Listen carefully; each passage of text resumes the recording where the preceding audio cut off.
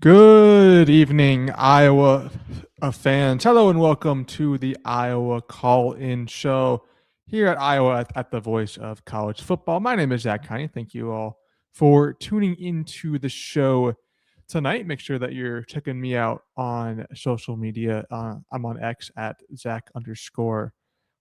Make sure you're following my written work, of course, at Hawkeyes Wire.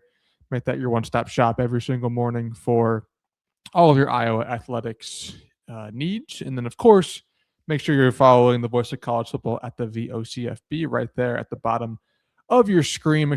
I'll make sure that you're following us on YouTube, X, Instagram, TikTok, Facebook, all your social media sites, and where you can find your podcast, Apple Podcasts and Spotify. My show is there after it airs. It's about 12 hours or so. After the show is over, it pops up on those audio-only sites. So if you missed part of the show or all the show, make sure that you are checking that out every week. This is our Iowa Call-In Show. It's just every Thursday night at 7 p.m. Eastern Time, 6 p.m. Central Time here in Iowa. And we are kind of in the doldrums of the football offseason. It's late February. March is next week, which is kind of exciting because we're going to get eventually going here with some spring practices. We're going to have NFL draft stuff. We're going to get into summer workouts eventually and a preview of next season's games more in depth. But we're kind of in that spot right now where there's not a whole lot of straight up news for Iowa's 2026 team. But there's some interesting things to keep an eye on. We'll start with the NFL scouting combine, which is happening right now in Indianapolis. So I believe there's 9 Iowa players at the combine this week on all three sides of the ball, offense, defense, and special teams. And those guys have kind of been talking to the media and reporters at the combine, talking about their game, talking about what they can bring to an NFL team. But they also kind of took a chance to reflect on their time at Iowa. And I thought Max Llewellyn had a really interesting quote when talking about the future of the defensive line, because there's no doubt that outside of quarterback, I think quarterback it's in its own world. But outside of quarterback, there's no position on the football roster that is going to go through more turnover and is losing more production than Iowa's defensive line. You think about last year, all 4 starters from the end of last season are gone. Aaron Graves, Max Llewellyn, Ethan Hurkett, and Jonah Pace. All gone, all graduated. It was a very senior-heavy defensive line, and those guys played a ton of snaps. Not to say that there weren't guys like Bryce Hawthorne and a Kenneth Merriweather who played snaps and got some run, but it was mainly those 4 guys with the production along the defensive line. And so if you're looking for an area of some concern potentially for Iowa heading into 2026, the D-line, it's going to be a very inexperienced unit. And Iowa made some transfer portal additions. I think they added 3 or 4 guys along the defensive line in the portal, which is awesome. But there's a lot of talent returning as well that fans might not be super familiar with. And Max Llewellyn had a chance to kind of talk about that at the combine. And he mentioned a few names of guys who he thinks could be the next breakout stars along Iowa's defensive line. And it kind of gave me, I was a little cautiously optimistic about the D-line heading into next season. And after hearing what Max Llewellyn had to say, I'm pretty damn excited to see what that group can do in 2026. He mentioned Kenneth Merriweather, who is by far the most senior, one of the guys who is the more experienced returners for Iowa next season along the defensive line. I think he has 19 career games, 1.5 tackles for loss last season, and a half sack. That's a guy who's probably going to start or be in that rotation on the outside from an edge rusher position for Iowa early next season. But Llewellyn also mentioned a couple other guys too, a pair of redshirt sophomores in Joe Anderson and Chima Chineke. who are both 4-star recruits in Iowa's 2024 recruiting class. Redshirt sophomores coming into 2026. And Max Llewellyn mentioned that those are guys that maybe aren't super well known in the fan base at the moment, but they're guys that could make a huge impact for Iowa next season, which is great news to hear because we knew when those guys came in, 4-star recruits, there was a lot of excitement, but you never know how some 4-stars are going to come in and develop. And I trust Max Llewellyn in the building every day with these guys. He's seen them work. He's seen them what they can do. If he thinks that Anderson and Chineke can be contributors for Iowa next season, I have no reason not to believe him.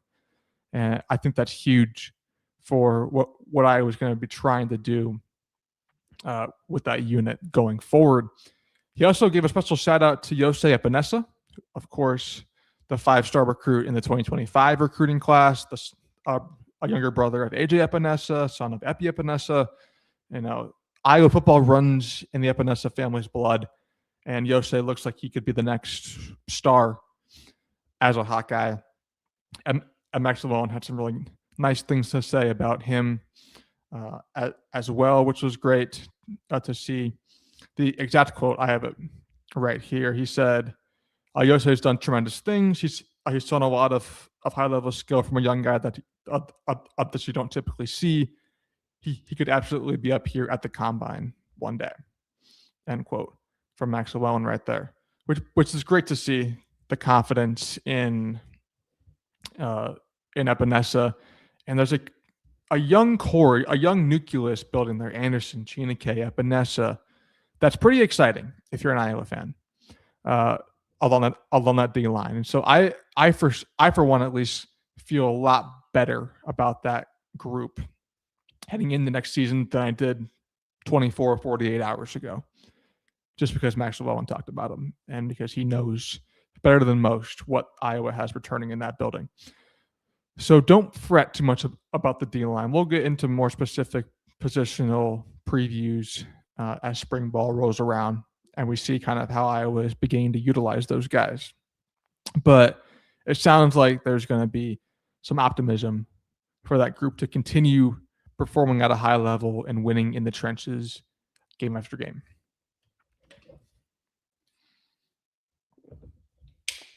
But for the headline of tonight's show, and if you saw the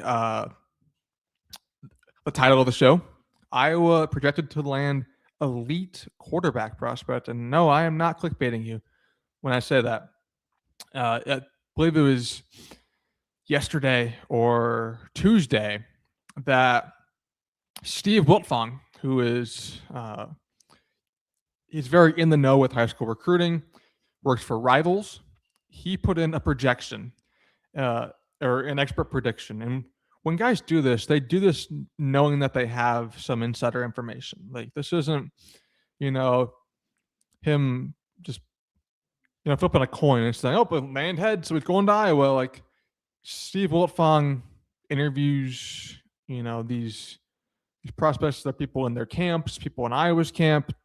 He's in the know. And so for him to log an expert prediction in Iowa's favor is a really good sign. It's not a 100% put your money down guarantee that this guy is going to be coming to Iowa, but it's a really good sign. And he's projecting 2027, a 4-star quarterback, Jake Narat, to commit to Iowa. Narat is the number 2 quarterback in the 2027 class, according to Rivals. He is a 4-star from Hershey High School in Arlington Heights, Illinois. He has a ton of offers for some high-level programs. You look at Missouri's in there, Washington's in there, Wisconsin, Boston College, Duke, Kansas. Not your elite programs, but these are ones, Kentucky, Kansas State. Like these are ones that and schools that are respectable at the very least. And so, for Iowa to be in front of that battle right now is a good sign, especially winning him away from Illinois. I know that Northwestern was in the mix for Jake Narat as well. That's right in his backyard from there in Arlington Heights. So it's good to see Iowa crossing state lines to potentially win a recruiting battle. But Jake Nara, as a junior last year at Hershey High School, he threw for 3,078 yards, while completing 71% of his passes, an incredible 41-2 touchdown to interception ratio. This is like a guy that I was picked out their quarterbacks that they want to go after, and landing Nara would be big. One season after landing Trayden Bessinger out of high school, and he's a 4-star recruit. And you just had Mark Gronowski, who kind of elevated the level of play from an Iowa quarterback. And we'll see what happens this year with Brown or Hecklinski. But Iowa being not just in the mix, but projected to land some of these high-level elite quarterback prospects out of high school is big. And I know that high school recruiting it's not valued as much nowadays because of how rampant the transfer portal is and how many guys move on a year or two after committing if they don't get the playing time, or they don't like the style or the culture of the program. And so high school recruiting has kind of lost some of its luster over the last few years, but it's still really important, especially for a program like Iowa that is very developmental, and that, like, Iowa, they don't lose a whole heck of a lot of guys in the transfer portal. That's been one of the things that's been so impressive about what Kirk Ferentz has done over these last couple of years, is that Iowa does not experience a whole lot of turnover within the transfer portal. Like, they don't lose a lot of guys. I think you can count on one hand the amount of contributors or guys from last year's roster who transferred out. And a lot of them were guys, who were 4th or 5th on the depth chart. A Terrell Washington Jr., who just was not going to play at all next season, and he transferred out. Like Cohen Entringer and Reese Dakin, I think, are really your two big, like, those guys were going to play a lot for Iowa next year who transferred out. Outside of that, like, Iowa didn't lose a whole heck of a lot from last year's roster in the portal. And so them landing elite high school prospects and recruits means more than other schools like an Alabama or a Clemson, or name your big school, where these guys come in and they might not play right away as a freshman and they're gone. They're out of there looking for the next opportunity. Iowa's not really like that. They don't experience that kind of turnover. And so that's why I'm more excited about this with this high school recruit, Jake Nara, because there's a good chance that Iowa's going to be able to, if they land him, there's a good chance that they're going to be able to hold on to him for multiple years. And now all of a sudden you have him in the mix, you have Bessinger in the mix, you have whatever other quarterbacks potentially in the portal or future high school recruiting that Iowa brings in. All of a sudden you're sitting pretty at that quarterback position. And just a couple years ago, that was a black hole for Iowa. And now in a few years, it could be a position of strength. And I think that Kirk Ferentz, I think that Tim Lester, Mark Gronowski all deserve a ton of credit for what they've done to elevate the prestige of the Iowa quarterback position, so that these high school recruits, they're more excited. These quarterbacks are more excited about the prospect of playing at Iowa, more so than they were 2-3 years ago when Iowa's offense was terrible and the quarterback play was awful. And so give a lot of credit to Ferentz, Lester, Gronowski, everyone else involved for what they've been able to do there. And Iowa firmly in the mix for Jake Nara, potentially might be close to landing the very talented 4-star quarterback from Arlington Heights, Illinois.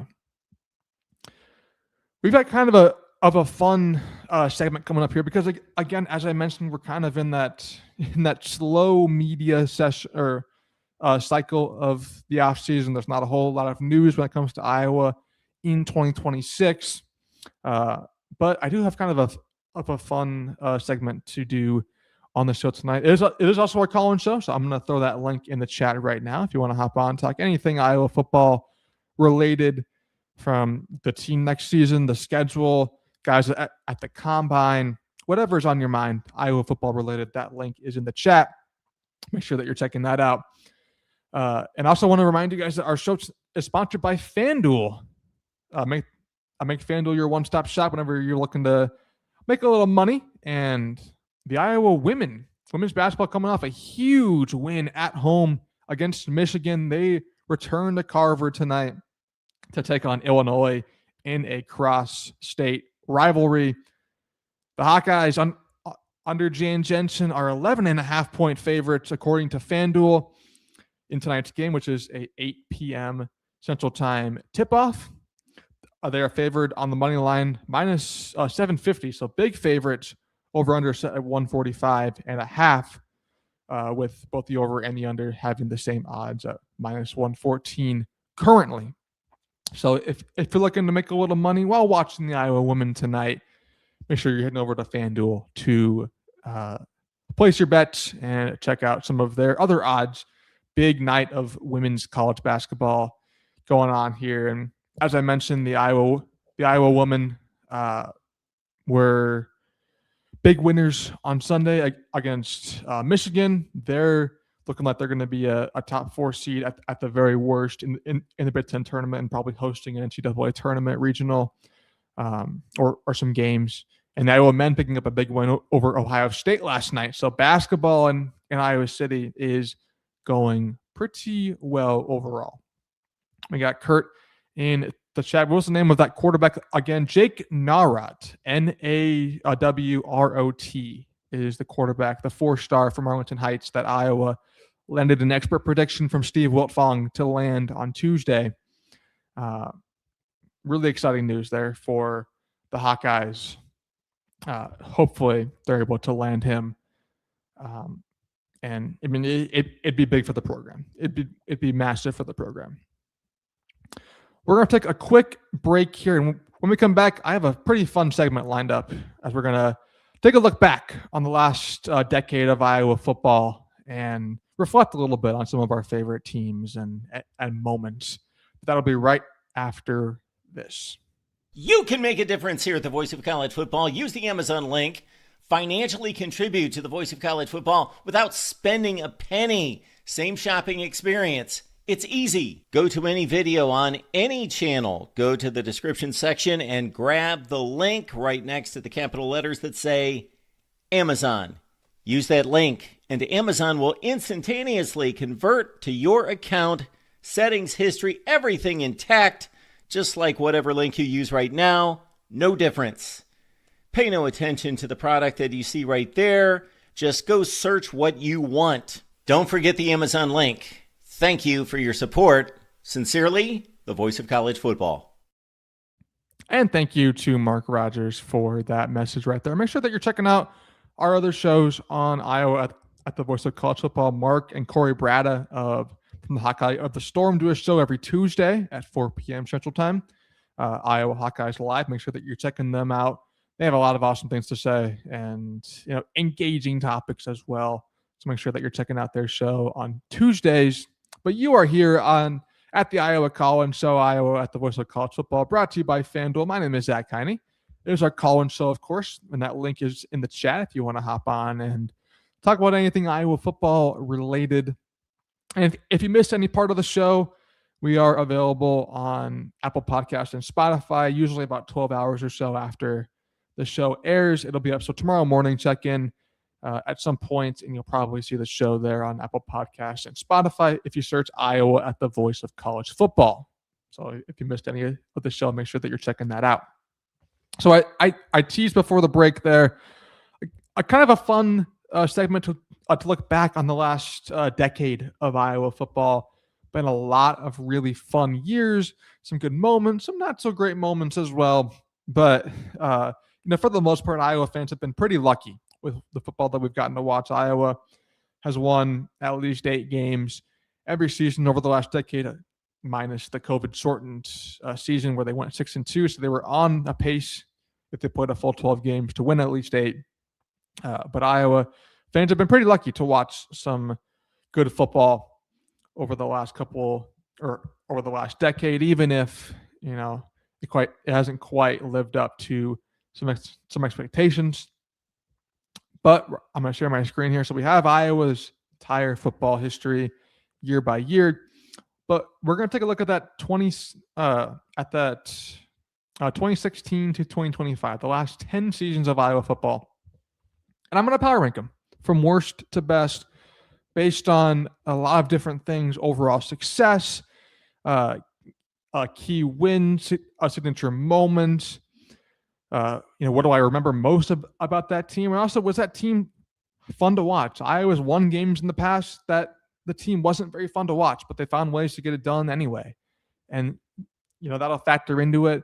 This is my list. It's not the correct list for some people, but it's my list. And so I would love to hear your thoughts in the comments. If I have a season too low, too high, in your opinion, if there's one that deserves a bit more respect, let me know in the comments.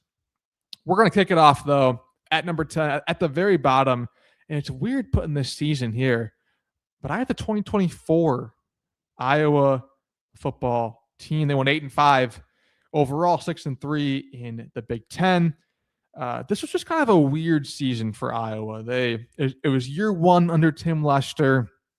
The quarterback play still wasn't great. Cade McNamara got a lot of starts, and he was not great. Brendan Sullivan was fine. He was a better rusher than he was a passer. Jackson Stratton started the last 2 games, and they never let him throw.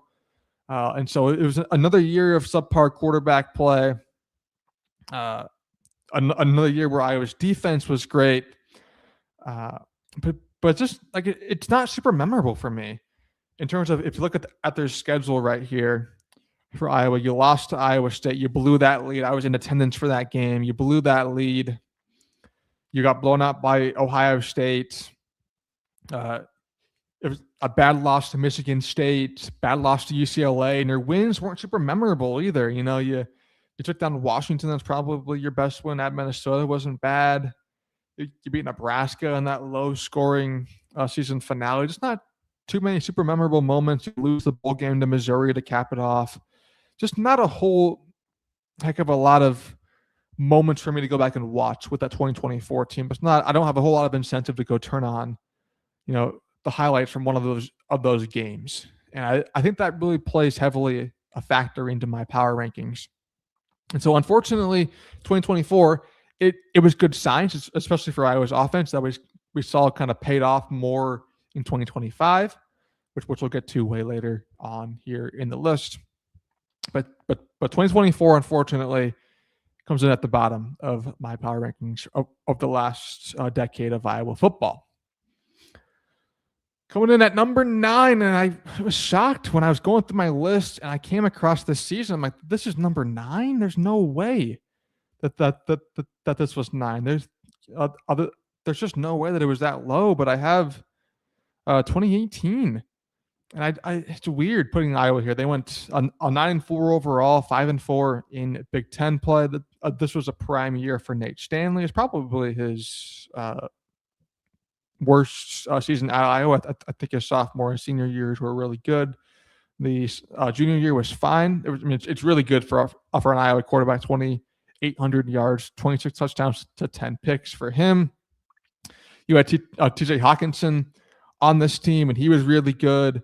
Noah Fant as well. So it was the 2 tight ends doing their thing, which was a lot of fun to watch. Iowa's defense had some really awesome players there too. AJ Epinesa with 10.5 sacks. Anthony Nelson, both NFL players right now.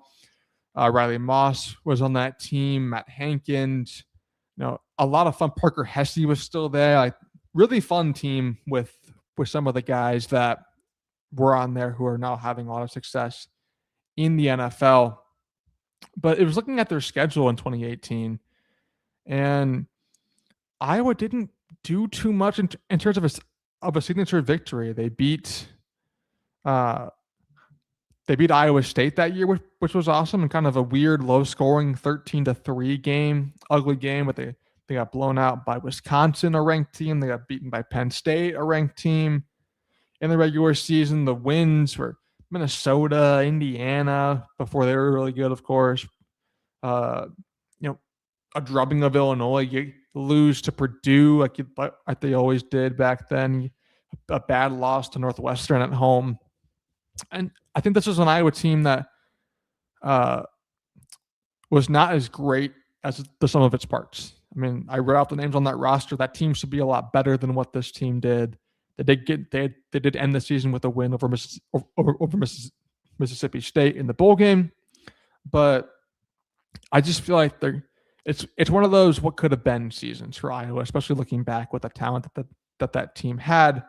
So unfortunately, I have to put 2018 lower than I would like because I do have a couple of fond memories of watching that era of Iowa football, but it's more so the year before and the year after, more so than 2018, unfortunately.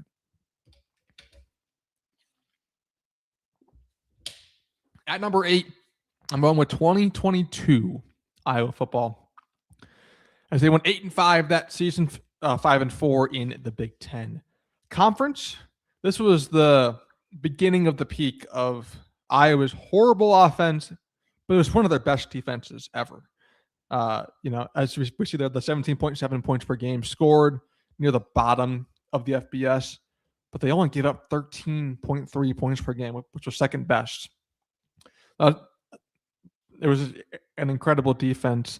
Look at this passing game. Look at this passing game. 7 touchdowns to 7 picks as a team all season. 2,000 passing yards in 12 games. 7 touchdowns, 7 picks. Oh my. This offense was horrendous. This was a horrendous offense to watch. I did not like watching Iowa play offense at all this season. And it was Sam Laporta. He had a nice year, but outside of him and Luke Lachey, the two tight ends, of course, once again, there was not a lot of anything going on with that offense, but the defense was phenomenal. Jack Campbell was electric. Cooper DeJean there doing his thing with 5 picks and returning punts. Quinn Schulte, a really good year. Riley Moss was back for his last season. Kayvon Merriweather, Lucas Van Ness, Herkett, Graves, Wampa. A lot of guys there. A lot of really talented guys. That defense was electric. They were fantastic to watch. On the schedule, you lose to Iowa State that year in a 10-7 game. That is also the famous South Dakota State's 7-3 win. Was the season opener that season, where Iowa scored 7 points without scoring a touchdown. I think that stat just, if you need me to describe Iowa's 2022 offense in one sentence, they won a game scoring 7 points without scoring a touchdown. That's Iowa football in 2022 in one sentence. They got blown out by Ohio State, lost to Michigan, lost a bad game to Illinois 9-6, but then they rallied and picked up a couple nice wins at Wisconsin, at Minnesota. Lost to Nebraska that year. The one loss to Nebraska in the last decade came in 2022, and then they beat up on Kentucky in the Music City Bowl with some players sitting out. But just it's that defense alone that carries it. This would have been number 10 if that defense wasn't so damn good and didn't have so many great players there. It would be number 10. But that defense as it did for Iowa during the season, it carries them to a better result than they probably deserved in the number 8 spot on my power rankings. Coming in at number 7, I'm going with 2023. And Iowa won 10 games this year, which is tied for the most over the last decade that they've won. They went 10-4. They made the Big Ten championship game. They went 7-2 in conference play. Why are they this low on the list? You take a look at that quarterback play. Deacon Hill started the majority of games. I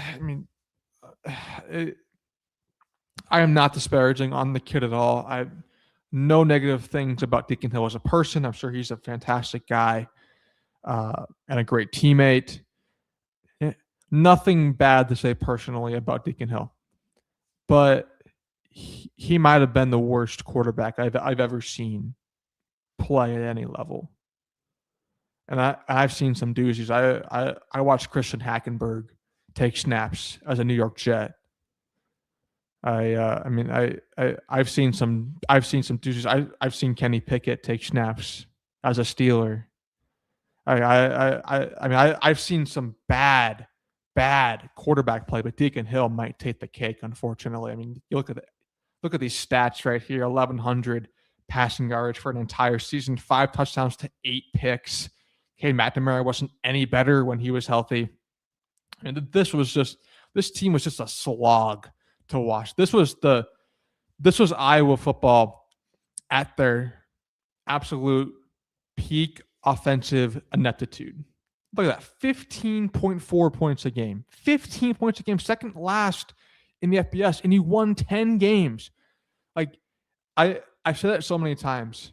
If you're Kirk Ferentz, and I'm making a case for him to make the College Football Hall of Fame, which he probably will be in regardless, but if you ask me to make a case for him to make the College Football Hall of Fame, he coached a team to 10 wins that averaged 15 points a game and had some of the worst quarterback play you'll ever see. And part of that scheme might be his fault and not adjusting. We know. This is Brian Ferentz, the year that he got fired. It's just a whole mess with this offense. It was horrible. Absolutely horrible. But the reason it's not at the bottom again is because they did somehow find a way to win 10 games. That defense was so good. Jay Higgins there. What a year for him. 171 total tackles in 14 games. Unreal year for him. Nick Jackson was great as well. Sebastian Castro, Schulte, Herkett, Wampa, DeJean, Graves. I mean, that defense was great. Torrey Taylor was fantastic that year. How can you not talk about Torrey Taylor when you're talking about 2023 Iowa football? But you look at the schedule, and these wins were slogs, man. You beat Iowa State on the road, which is great, but you get blown out by Penn State on the road. You lose that game to Minnesota where Cooper DeJean was said to have called a fair catch, even though we know that he didn't do that in the regular season. And then in the postseason, you lose by a combined score of 61-0 to Michigan and Tennessee.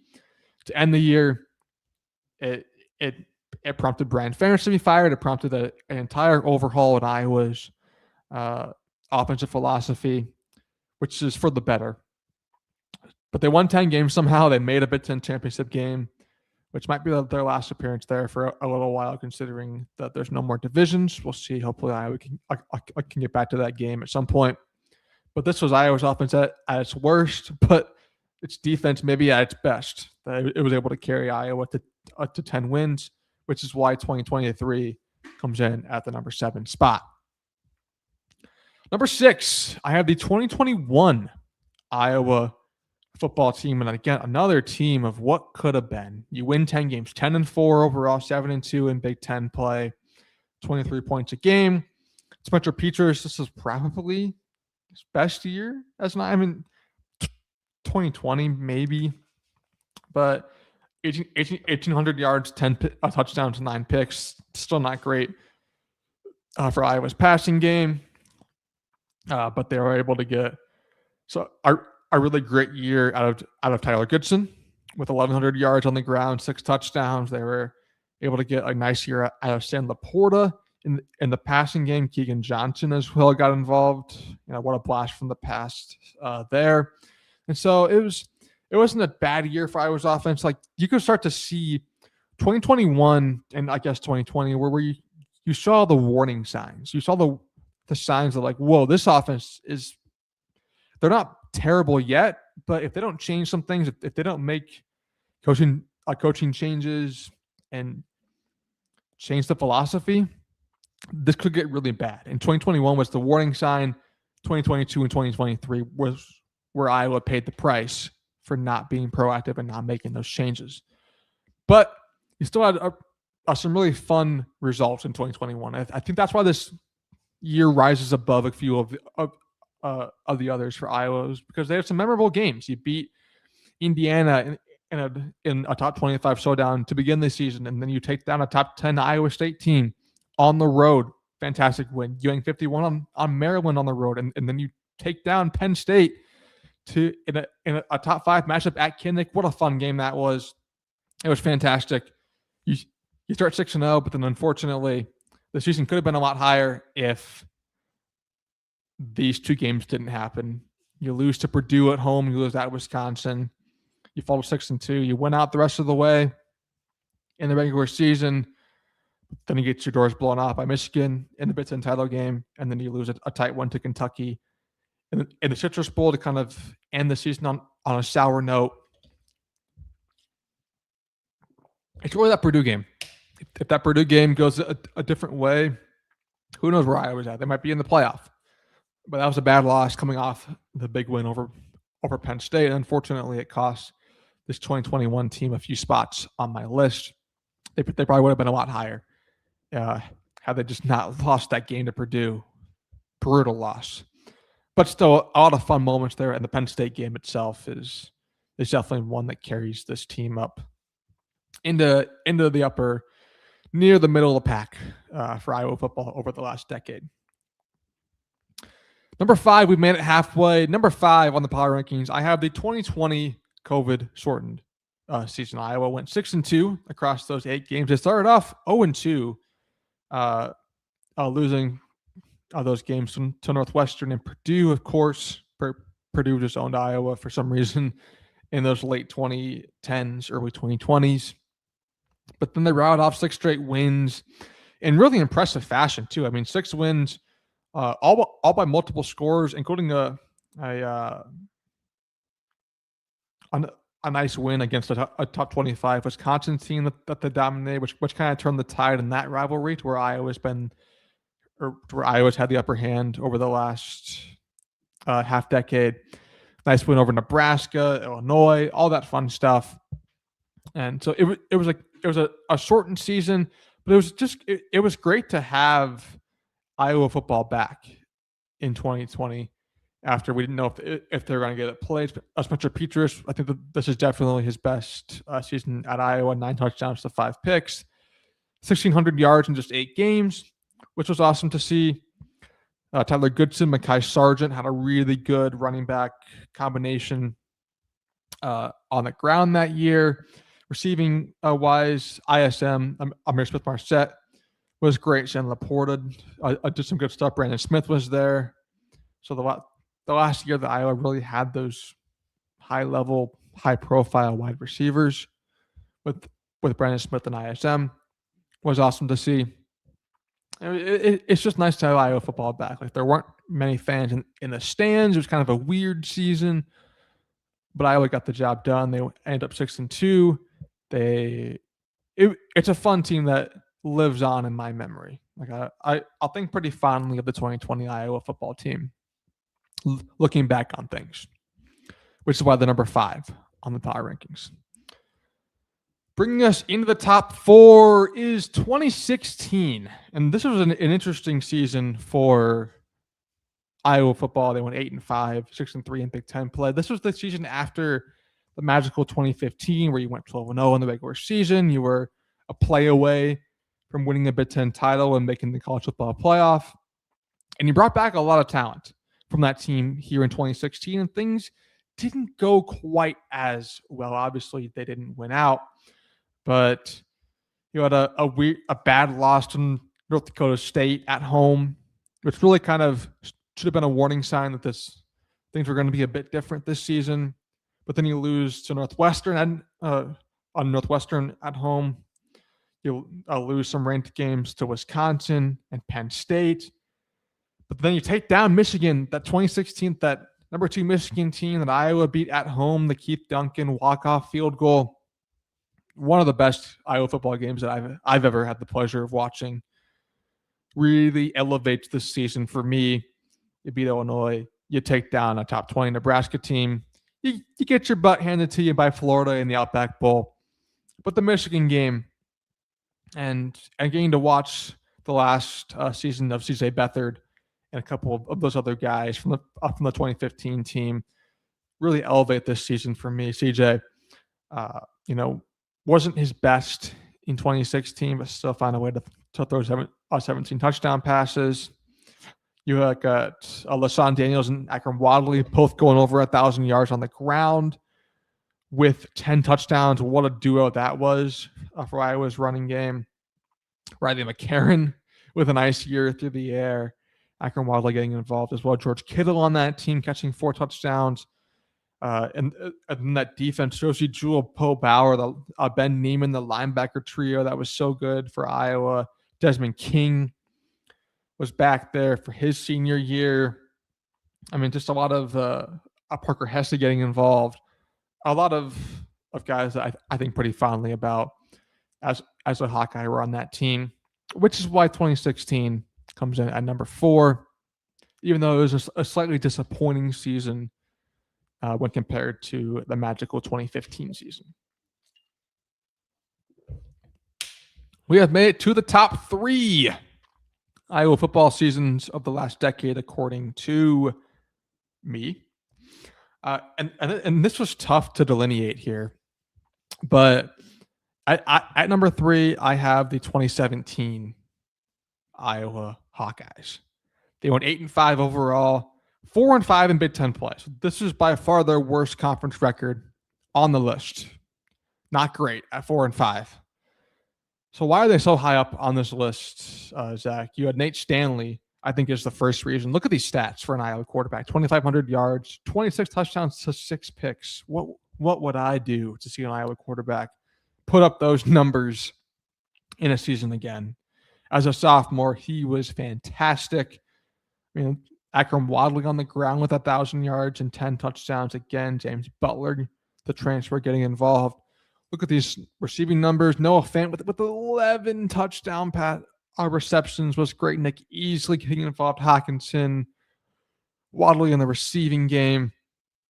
A lot of fun moments there for that team. You still had Jewell and Bauer and Neiman back on that defense. Jake Gervais, Amani Hooker, Josh Jackson with his 8 picks. I mean, really fun year individually for a lot of those guys. I think this is kind of the antithesis of what we talked about earlier, where I think the sum of the parts here, the overall record wasn't as great as the sum of the parts. Whereas I think in 2023, Iowa won 10 games, but that team was not as good as this 2017 team, in my opinion, especially offensively. But the reason why it's number 3 is because you had maybe the most signature moment for Iowa football in the last decade, which is beating up on number 3 Ohio State 55-24 at home. What a fun win for Iowa. I mean, I'll never forget where I was watching that game, watching Iowa lay waste to Ohio State. Nate Stanley shrugging off defenders, throwing touchdown passes. Amani Hooker with a pick 6. Josh Jackson had 3 interceptions, including the crazy one-handed one. The field storm at the end, the fake field goal throw. I mean, there's just so many memorable moments within that game itself. And that's a game that I'm always going to go back and have fun rewatching. And so I think following of this 2017 team, even though they had some head-scratching losses, tough loss there. They should have beaten number 4 Penn State earlier on in the season. They lose on the last play of the game. They lose a head-scratcher to Michigan State on the road. They lose to Northwestern, of course, on the road. They lose to Purdue, ho-hum. They always did that at home. But they beat up on Nebraska. They beat Ohio State. They won the bowl game over Boston College. They won a crazy game at Iowa State, 44-41 in double overtime. That was a game I was in attendance at, which was a lot of fun. So I think finally about the 2017 Iowa football team, even though the conference record at 4-5 wasn't fantastic, I have a lot of appreciation for that team. And of course, that Ohio State win, chef's kiss. The top 2. I went back and forth between these 2 seasons. At number 2, I'm going with 2025, the most recent Iowa football season, where they went 9-4, 6-3 in Big Ten play. You all know the story here. Iowa lost 4 games by like a combined 15 points to ranked opponents. They were a player 2 away in each game from winning. They were super close to taking down the national champion Indiana Hoosiers at home. Almost beat Oregon. Should have beaten Iowa State, USC in those games. Just couldn't quite get it done. But Mark Gronowski was so much fun to watch. You look at those passing numbers, nothing crazy, 10 touchdowns, 7 picks. But on the ground, he was fantastic. 16 rushing touchdowns, 500 rushing yards. Was awesome. Kamari Moulton was great when he played. DJ Banami's breakout was really fun to see. And Iowa's defense had some really, really awesome guys, as well as Zach Lutmer playing well. TJ Hall, Wampa entering here. The entire defensive line was fun.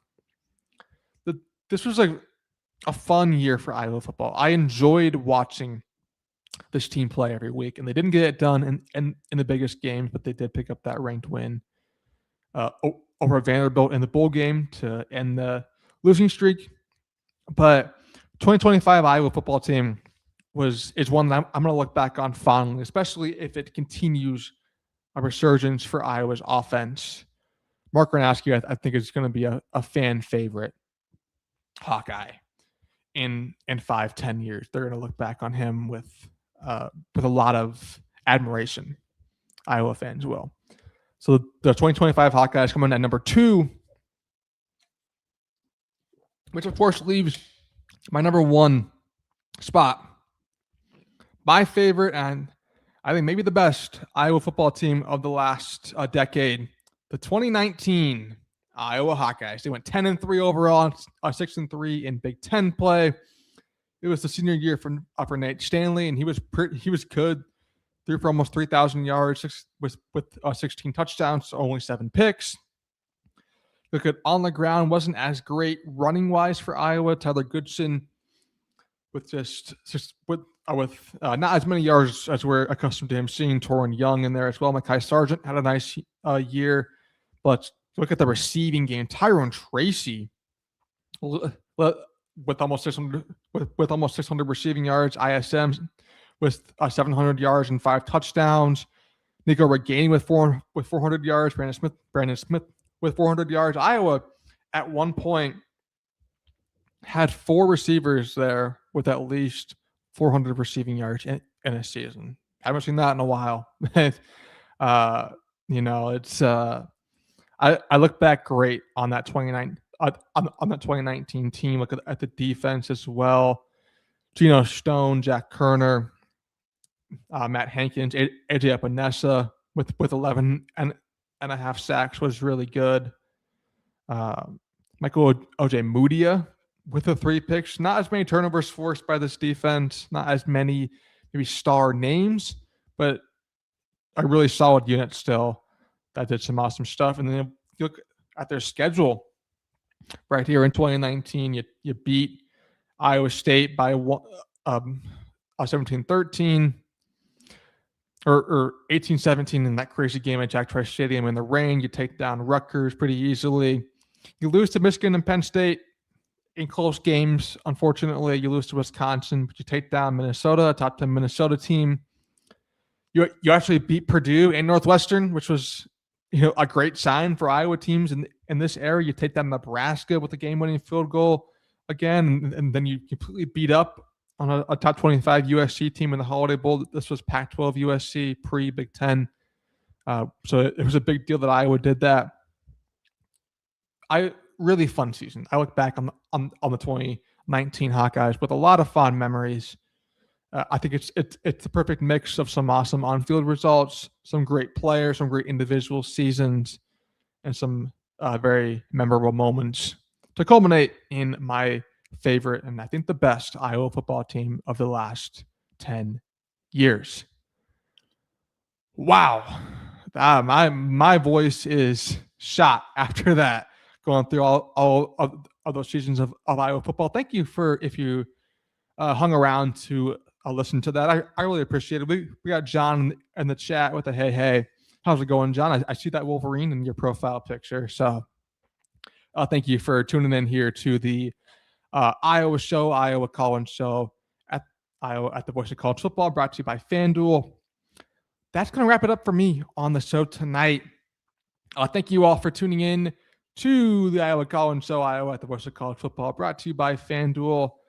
My name is Zach Kiney. I really appreciate it. And I will talk to you guys next Thursday, same time, 6 p.m. at 6 p.m. Central Time, right here on the channel. Make sure if you missed any of the show, check it out. Audio only formats there at Apple Podcasts and Spotify tomorrow morning. And have a great evening. Let's go hopefully watch the Iowa women pick up a win later on tonight. And I will talk to you all next Thursday. Have a great night. And as always, go Hawks.